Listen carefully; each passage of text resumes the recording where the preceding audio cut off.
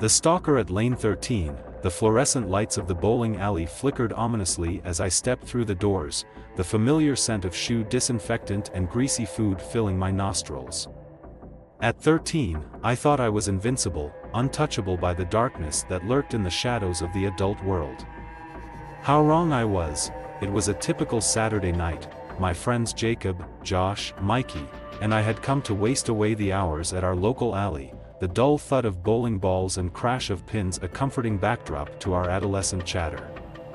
We always came at night, the cheaper rates perfect for our meager allowances. As we laced up our rented shoes, I noticed him for the first time, a solitary figure hunched over a scorecard at lane 13. There was something off about the way he held himself, his eyes darting furtively around the alley as if searching for something, or someone. "Guys," I whispered, nudging Josh. "Check out the creeper at 13, we watched, fascinated and repulsed, as the man abandoned his lane, meandering slowly past each group of bowlers. His gaze lingered a beat too long on the younger patrons, a hint of a smile playing at the corners of his mouth. "Let's call him Creeper Bob," Mikey suggested with a nervous laugh. Little did we know, our idle nickname would soon take on a far more sinister meaning. As weeks passed, Creeper Bob became a fixture of our Saturday nights. Always alone, always watching. We tried to ignore him, to focus on our games and jokes, but his presence cast a pall over our once carefree evenings. Then came the night that would haunt my nightmares for years to come. We had just started our second game when I felt it, that prickling sensation of being watched.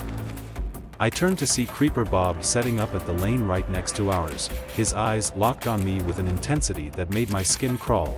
"Well, hello there, boys," he drawled, his voice slick as oil. "Mind if I join you?"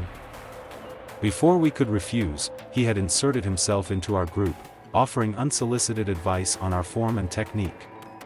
With each passing frame, he grew bolder, his comments more personal, more unsettling. "I've been watching you play every weekend," he said, his eyes never leaving mine.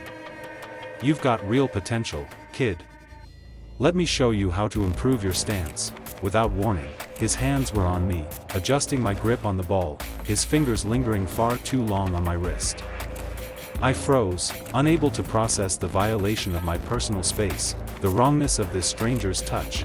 My friends watched in horrified silence, too shocked or too afraid to intervene. The game forgotten. We made hasty excuses and fled, leaving Creeper Bob alone at lane 13, his laughter following us out into the night. We thought we were safe as we walked home, the cool night air washing away the stench of fear and shame. But then we heard it, the low rumble of an engine, headlights cutting through the darkness behind us. A battered Ford Explorer crept along the curb, keeping pace with our hurried steps. The window rolled down, revealing Creeper Bob's leering face. "Hey boys, need a ride?" he called, his voice dripping with false concern. "It's not safe for kids to be out so late."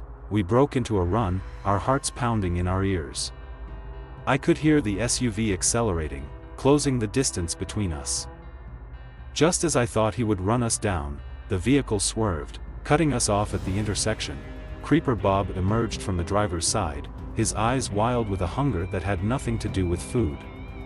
"Come on, boys," he coaxed, reaching out with grasping hands. "I just want to talk." We scattered, each fleeing in a different direction. I ran as I had never run before, my lungs burning, legs pumping furiously. I didn't stop until I reached my house, fumbling with shaking hands for the hidden key in the shed. As I inserted the key into the lock, I heard it, footsteps, racing up behind me. Before I could turn, hands grabbed me, one clamping over my mouth, the other wrapping around my throat. The stench of stale cigarettes and cheap cologne filled my nostrils as Creeper Bob's raspy voice hissed in my ear. "Thought you could get away, did you? We're just getting started, kid." In that moment, survival instinct took over. I thrashed and clawed, my nails raking across his arms. I managed to wrench my mouth free just enough to let out a piercing scream. "Dad! Help!" The sound of my father's heavy footsteps thundering down the stairs was the sweetest sound I'd ever heard. Creeper Bob released me. Melting back into the shadows as quickly as he had appeared, the police were called, reports were filed, but Creeper Bob was never found. The bowling alley refused to release their security footage, and without concrete evidence, the case went cold. Years have passed, but the memory of that night still haunts me. Sometimes, when I close my eyes, I can still feel those hands on me, still hear that voice whispering promises of unspeakable things. And I wonder, is Creeper Bob still out there, waiting in the shadows of some dimly lit bowling alley, waiting for his next victim? The basement dweller, the neon sign of the bowling alley flickered weakly in the pre-dawn darkness, casting an eerie glow over our group of 5 teenage miscreants. We were drunk on cheap beer and the intoxicating thrill of breaking rules, our laughter echoing too loudly in the empty parking lot. Rowan, our inside man, fumbled with the keys, his usually steady hands shaking with a mixture of alcohol and anticipation. The lock clicked open, and we slipped inside, leaving the world of law and order behind. The silence of the empty alley was oppressive, broken only by the soft squeak of our shoes on the polished floor. We were kings of our domain, rulers of this abandoned kingdom of pins and lanes. Our drunken antics led us to the employee-only areas, our curiosity piqued by the promise of hidden secrets. It was there, in a dusty storage room, that we made the discovery that would change our lives forever. The sound came first, a dull thud from somewhere beneath our feet, so faint we almost convinced ourselves we had imagined it. But then it came again, louder this time, unmistakable. Does this place have a basement? Jason asked, his voice unnaturally loud in the stillness. Rowan shook his head, confusion etched across his features. Not that I know of, but as we searched the room, our eyes wild with a mix of fear and excitement, we found it, a trapdoor, hidden beneath a threadbare rug. The rusted metal latch opened with a screech that set our teeth on edge. One by one, we descended the ancient ladder, the darkness swallowing us whole. Our phone flashlights cut weak paths through the gloom, revealing stacks of moldering cardboard boxes and decades of accumulated dust. It was Anish who spotted the door, tucked away in a far corner. As Jason reached for the handle, another thud echoed through the basement, this time clearly coming from behind that very door. We froze, our hearts pounding in unison. Something was in there, something alive. With a creak that seemed to echo through eternity, Jason slowly opened the door. Our flashlight beams converged on a sight that would haunt our nightmares for years to come. A figure sat in the corner, its back to us, legs crossed in an unnatural angle. Matted hair hung in greasy strands down its back, clothes little more than tattered rags clinging to an emaciated frame. For a moment that stretched into infinity, nobody moved. Then, with a sound like dry branches snapping, the figure's head began to turn. Panic exploded through our group. We scrambled for the ladder, our drunken bravado evaporating in an instant. But Rowan, bringing up the rear, wasn't fast enough. A hand, more claw than human appendage, latched onto his ankle. Rowan's scream of terror galvanized us into action. Chip, in a moment of unexpected heroism, grabbed a loose pipe and swung with all his might. The crack of metal meeting flesh was sickening. The thing released Rowan with an inhuman shriek, giving us the precious seconds we needed to escape. We ran from the bowling alley as if the hounds of hell were at our heels, not stopping until we were safely ensconced in Jason's BMW, speeding away into the night. In the days that followed, we tried to rationalize what we had seen. A homeless person, perhaps, who had found shelter in the forgotten basement. But deep down, we knew the truth. What we had encountered was something far more sinister. Something that defied explanation. Rowan quit his job without explanation, and we never set foot in that bowling alley again. But the memory of that night lingered, a shared secret that bound us together even as it slowly tore us apart. Years later, I still wake in a cold sweat, the echo of that inhuman shriek ringing in my ears. And I wonder, is it still down there, waiting in the darkness beneath the lanes, hungry for its next unsuspecting victim? The attic intruder. The fluorescent lights of the bowling alley buzzed overhead, casting harsh shadows across Rebecca's face as she lined up her shot. I watched, a mixture of affection and amusement playing across my features as the ball veered dramatically to the left, clattering into the gutter. "This is hopeless," she groaned, turning to me with a look of defeat. "Can we please just go home?" I was about to agree when I saw him, Rebecca's ex, sauntering through the door with his crew of sycophants. The temperature in the room seemed to drop 10 degrees as their eyes met across the lanes.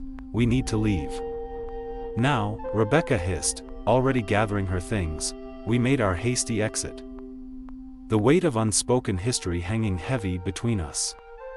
Back at home, we tried to salvage the evening with Wii bowling and wine, the artificial cheer of the game a poor substitute for the real thing. It was during a lull between songs that we heard it, a dull thud from upstairs, as if something heavy had been dropped. We exchanged worried glances, the levity of the evening evaporating in an instant. "It's probably nothing," I said, more to convince myself than Rebecca. "I'll go check it out." The second floor was quiet, eerily so. I moved from room to room, flicking on lights, peering under beds, my heart rate increasing with each empty space. Finding nothing, I returned downstairs, brushing off the incident as the house settling or perhaps a neighbor's noise carrying through the walls. But as we lay in bed that night, the wine buzzing pleasantly through our veins, I couldn't shake the feeling that something was off. The silence of the house seemed too complete, too oppressive. It was the dead of night when I jerked awake, every nerve in my body screaming danger. Another thud had sounded, this time directly above our bedroom.